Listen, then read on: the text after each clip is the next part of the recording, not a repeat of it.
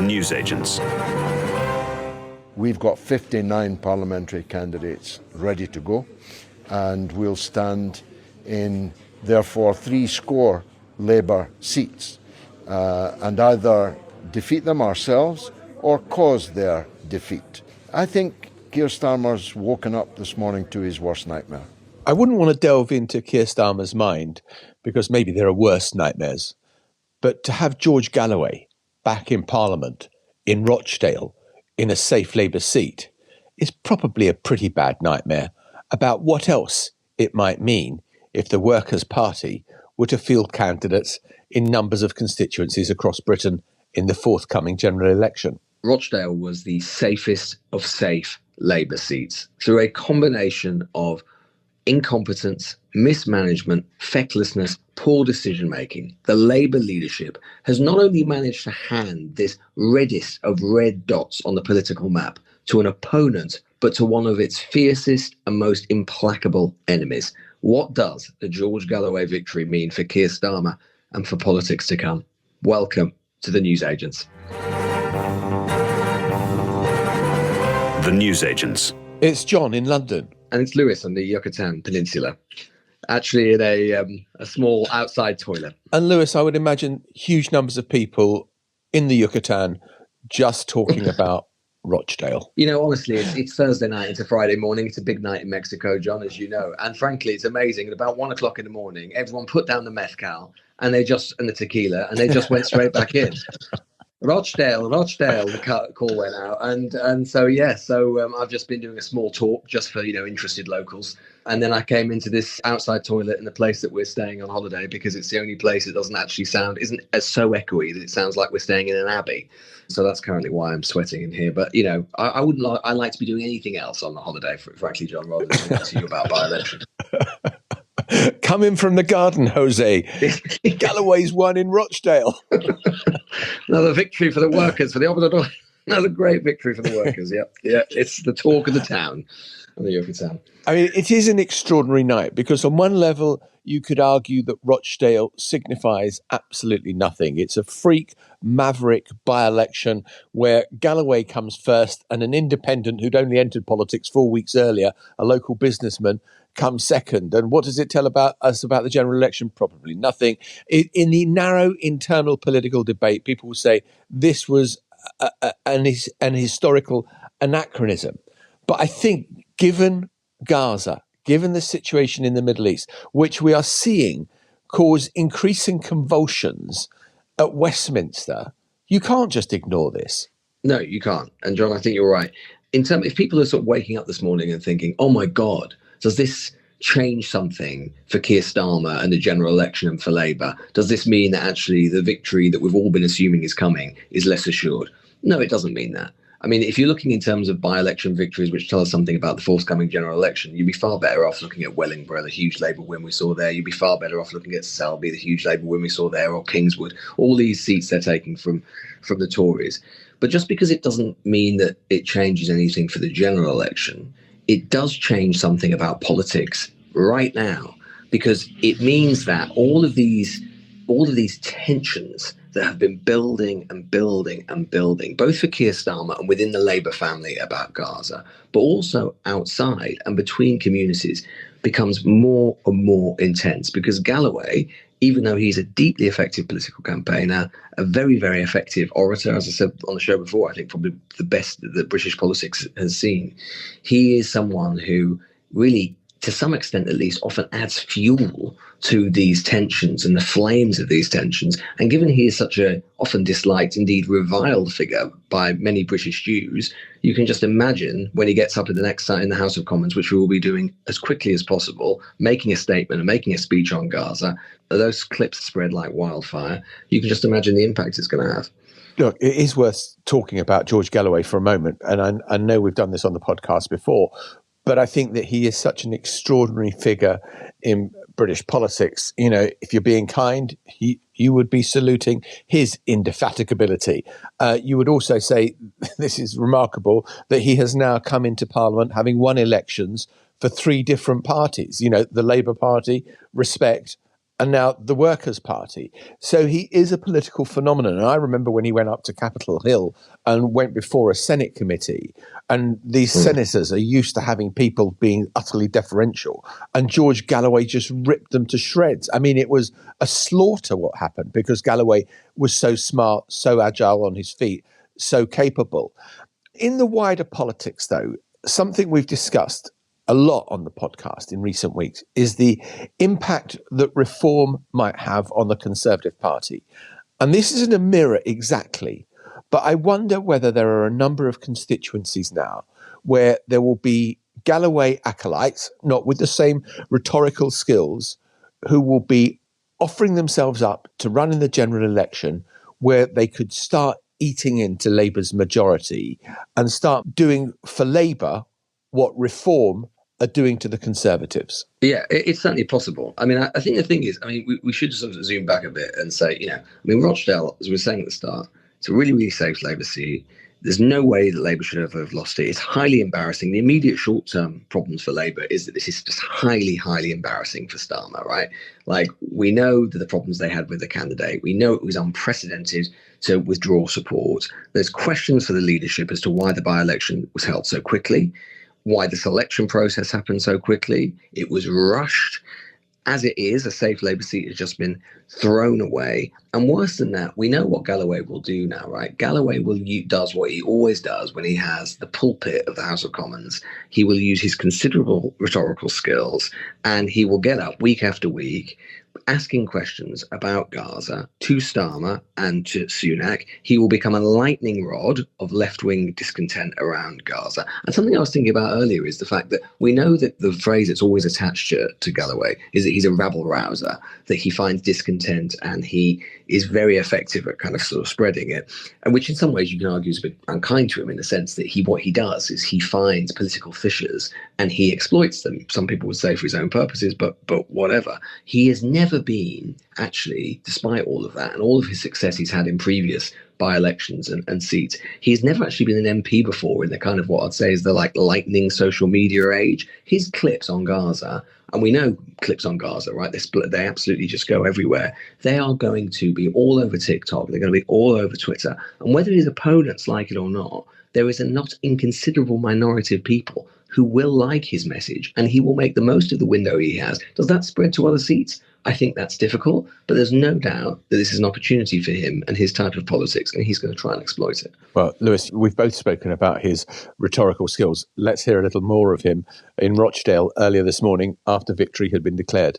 Keir Starmer, this is for Gaza.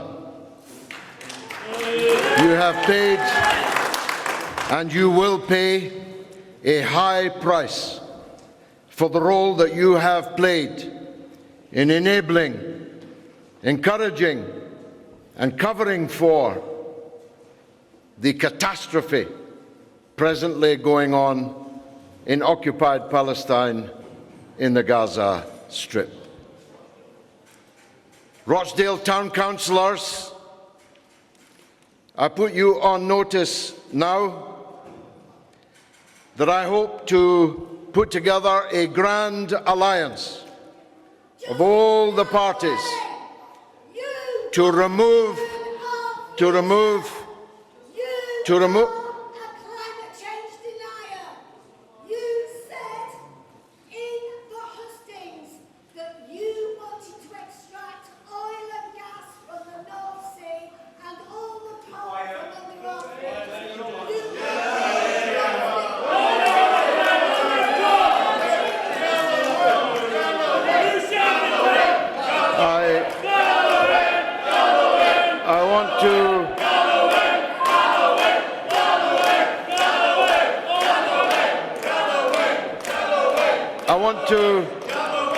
I want to put the town councillors on notice that we intend to clean the town hall clock. I make, of course, no disrespect to... So it's all going well. Yeah, well, that was George Galloway being interrupted by a climate change protester, but you get the general impression of what he was on about. And it was left to Labour to try and kind of minimise the damage. This is Ellie Reeves, who was running the campaign. We regret that we couldn't field a candidate in that by-election, and I apologise to the people of Rochdale for that. But we didn't stand a candidate. Comments came to light, and Keir Starmer took swift action to suspend him from the Labour Party and remove him as Labour's candidate going into that by-election. You know, George Galloway is someone that stokes division and hatred in communities. Courtesy of Sakira, the Labour Party, we have George Galloway sitting as an MP in Westminster. Would the Labour Party like to apologise on that? Well, I've just said that we apologise to the people of Rochdale for not being able more broadly to now field that Mr. Galloway, and notwithstanding, of course, he's won the votes of the folk of Rochdale, but more broadly, a lot of people are expressing concern. So would Labour like to apologise for facilitating this? We are sorry for what's happened. And the challenge for Labour now will be to select a Labour candidate for the general election this year. It's just painful. And like I say, the next 24-hour media cycle is going to be painful. It's going to be painful next week for the Labour Party when, there's this suggestion that Galloway, when he turns up to Parliament Monday, is going to be sworn in, or at least going to be accompanied when he's sworn in by Jeremy Corbyn, who is an old friend of Galloway's. And look, it is going to add to, as I say, the kind of intensity around this debate. It reminds us again the extent to which Gaza has rocked British politics and continues to rock British politics, especially on the left. And his win will inspire and energise lots of people on the left. It will also incense the right. They will argue. You've been talking all week on the show, John, about the kind of, the Tory right and their sort of prophecies of doom and the idea that, sort of darkness is coming in all sorts of ways, particularly with regards to kind of Islamism. They will argue, they will point to people like Farage, will point to Galloway and will say, this proves us right, that there is a rising radical Islamist party on the way. And if Galloway can exploit that in a seat like Rochdale, which is actually, not hugely Muslim, but the Muslim vote there is a significant minority. And we should say that there will be plenty of non-Muslims who voted for Galloway as well. But they will point to this, the right, and say, this proves us right about the sort of politics that is coming our way. We need to be very, very wary of it. And we should remind people, of course, that Galloway has had, as I've alluded to already, a kind of pretty checkered record with regards to his own relationship with Jewry and Israel, and lots of controversies around Israel in particular. I was reminded of something that I'd totally forgotten about until early this evening, which was a clip of him when he was the MP for Bradford back in 2013, and he was at an Oxford University event, and he was discovered that he was debating with an Israeli, and this is what happened. We wanted peace, we got war, we mustn't make the same mistake again. So my first point, only a peace treaty can provide a framework for enduring peace and security. Really? I'm sorry, Mr. Galloway? You said we. Are you an Israeli? I am, yes. I don't debate with Israelis. I've been misled. Sorry. What? Racism? I don't recognise Israel, and I don't debate with Israelis. He's a person. He's a Briton. He's a human being. And with that, George Galloway walked out of the room at this Oxford Union debate, refusing to speak to someone on a similar platform who was Israeli.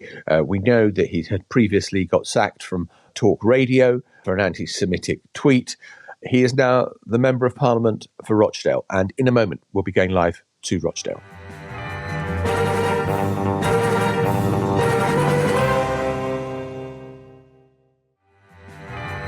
This is The Newsagents.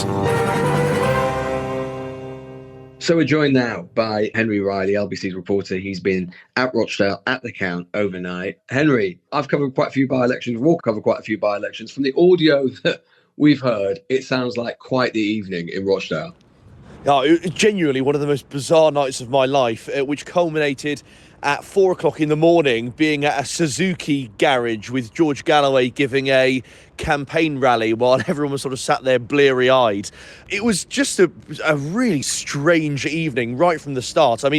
Usually by-elections get the sort of Westminster bubble excited, people like us, but outside the count it was like the sort of Piccadilly Circus type busyness that you get at a football ground. There were cars trying to park all night. There were hundreds of people waiting outside the count who hadn't registered, but they wanted to be there to get a taste of the action, so they were waiting outside. side. It was utterly bizarre. And of course, as you referenced, culminated in the return of George Galloway.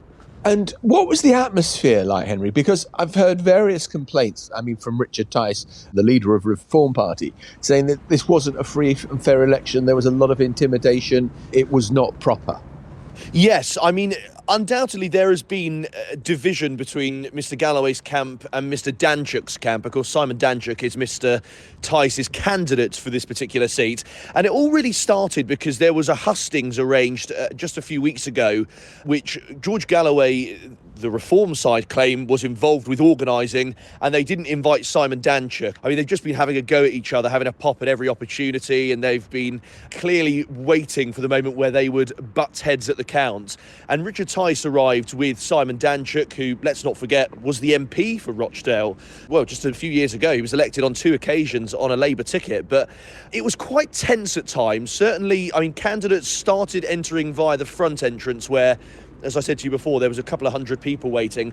They then were coming in through the back because of security reasons. We were pretty much kept away from most of the candidates throughout the evening. So it wasn't a particularly pleasant atmosphere, but certainly there was no sense of nastiness. I actually asked Richard Tice that question about whether he felt it was a free and fair election, because he gave a statement, and as you referenced, he claimed that it wasn't. We know Simon Danczuk, his candidate, had a death threat at one point, and he made a few allusions that the postal vote system, which was high, it was a high postal vote turnout, had some role to play in George Galloway getting such a high percentage of the vote. So potentially mischief making from Richard Tice. OK, well, Henry, let's just hear a bit of your conversation that you've had with George Galloway this morning. You spoke once about bumping into Tony Blair in the toilets of Parliament and saying something to his face. If that happens with Keir Starmer, what would you say to him?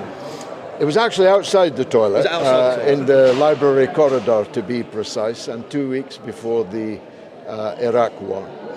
And everything I warned him about came to pass.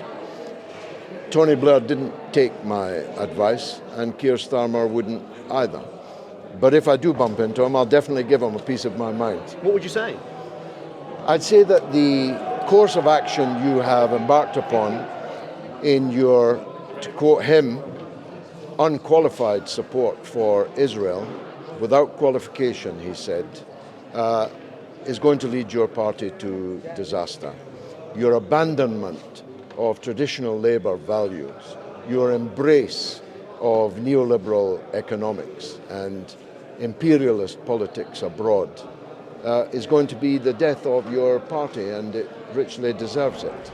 It's amazing, isn't it, Henry? Because obviously this is going to be internalised and reported and narrated, as Galloway did, as saying that this is about Gaza, it's a victory for all of those who are opposing what Israel is doing in Gaza and so on. And there's undoubtedly, there's going to be a very significant element to that in terms of how people voted. But everything that I've read from reporting in the constituency, and I know you've done a bit of this, is to essentially with people saying that they were concerned about a lot of local issues that weren't even getting remotely addressed at all. And this was being hijacked by a sort of wider set of questions, which are important, but nonetheless are slightly weird to be exercised in a by-election.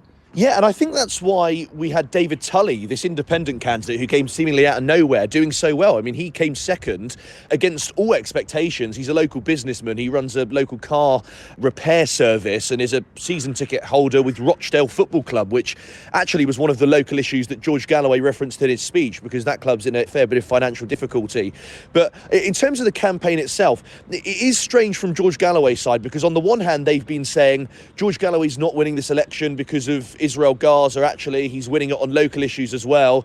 And then the first thing he references in his speech is that Keir Starmer, this is because of Gaza. And I did quiz some of his campaign team because, as was reported on Twitter, he was sending out different leaflets to different wards. So in predominantly Muslim wards, they were getting a leaflet with completely different policies, completely different priorities than wards which had different demographic of population. When I asked them that, they actually compared George Galloway to Barack Obama, believe it or not, and said that he did the same in 2008 and 2012 in the presidential election. Well, that's a very handy comparison to have in mind. I mean, it reminds me, frankly, more of Liberal Democrats who used to do that endlessly, of kind of, you tailor your message to the particular audience you're speaking to at any time. But I think that if that is what Galloway was doing, I think that underlines what we've been saying in this podcast. He is a very formidable campaigner. and he knows how to win votes.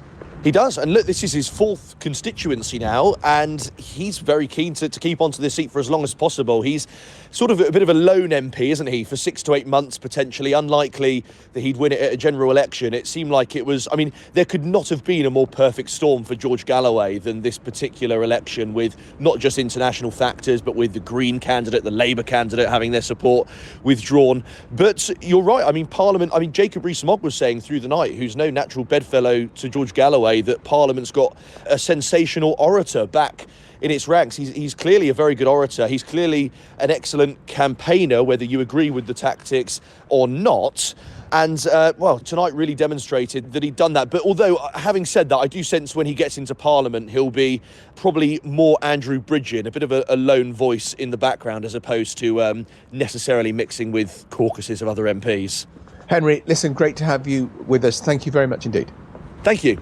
I mean, what I think Henry reminds us of there is the fact that, and I've seen the pictures, I'm sure you have, John, as well, of basically all of the lobby, or much of the lobby, the Westminster press pack, in this Suzuki garage surrounding George Galloway.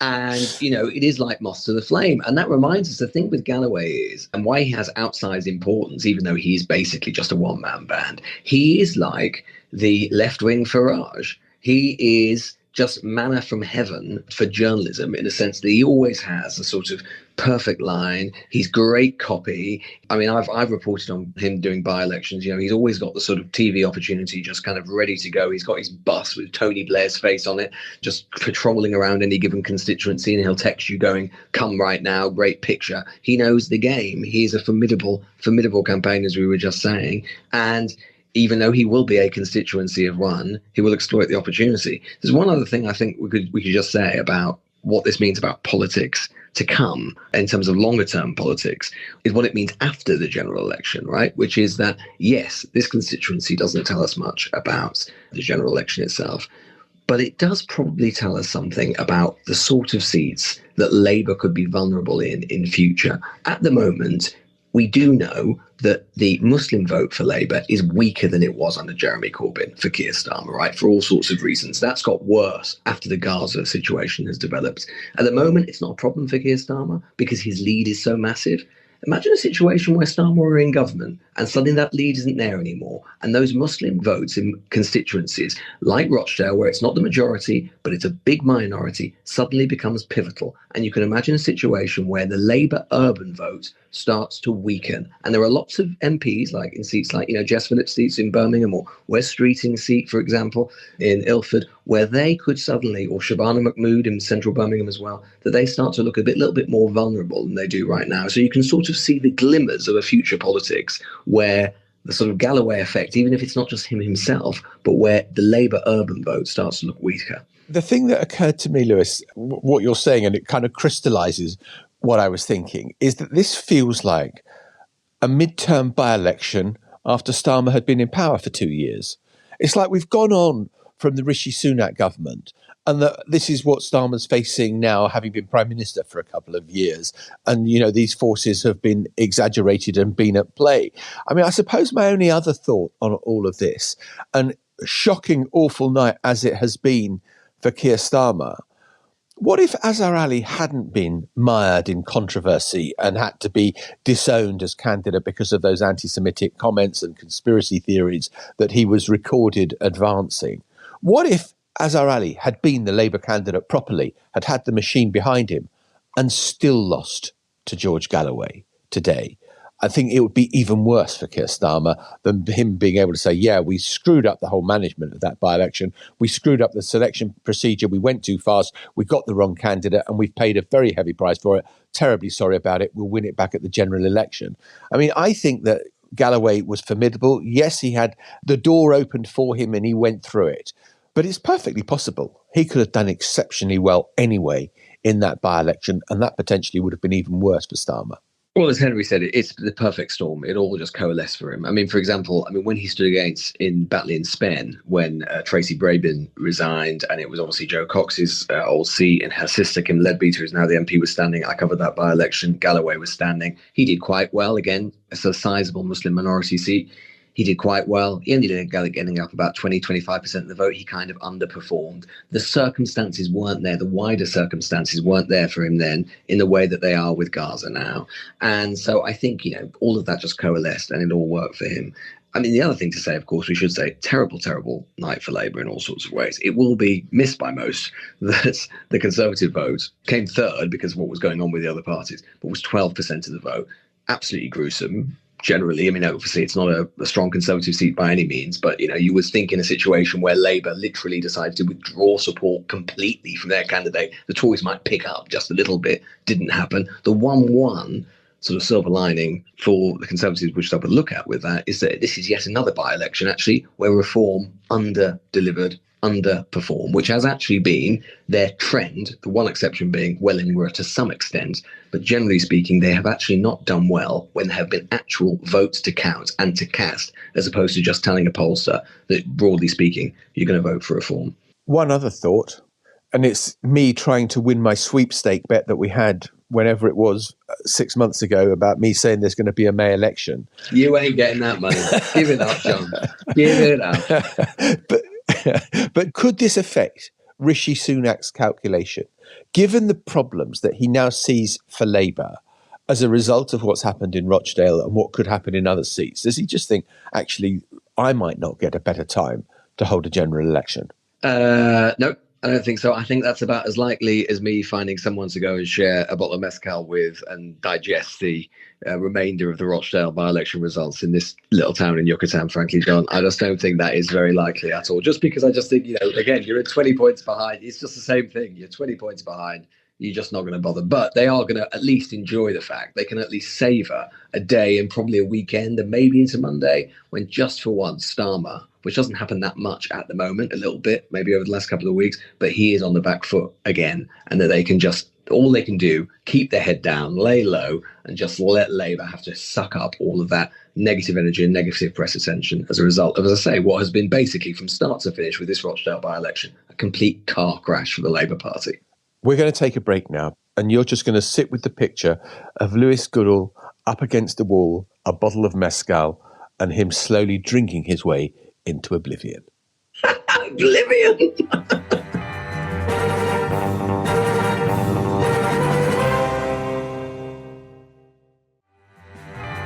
This is The Newsagents. Well, Lewis, I'm joining you on the other side of the Atlantic, although I think you and your wife will be relieved to hear I'm not actually coming to Mexico, but I'm going to be a little further north in the US ahead of the midterm. Well, we could come. Would you like Maitlis and me landing in on your holiday? Would that be all your dreams come true? We don't see enough of each other, do we? No, that is good. We must holiday together. I do think that's important. I can't imagine why that might end up being a problem. But then again, this is surreal enough, me sat in this small outside toilet talking to you 3,000 miles away. So, why not? Let's add some more nuttiness into the whole mix. Not that this is a ridiculous outfit or anything that we've got ourselves involved in. By the way, Lewis, you realise you have now got nowhere to go when you accuse me of going on holiday, not wanting to spend time with my loved ones because I'm always on the podcast. Well, this is why we just need to go on holiday together. Let's cut out the middlemen and women, John. Let's just get rid of them. Well, this could be a whole new development for the newsagents. Look, we'll be in America next week. Lewis is going to be back in London with the budget coming up. Thanks for being with us. Bye-bye. Bye-bye. Adios. The Newsagents. This is a Global Player original podcast.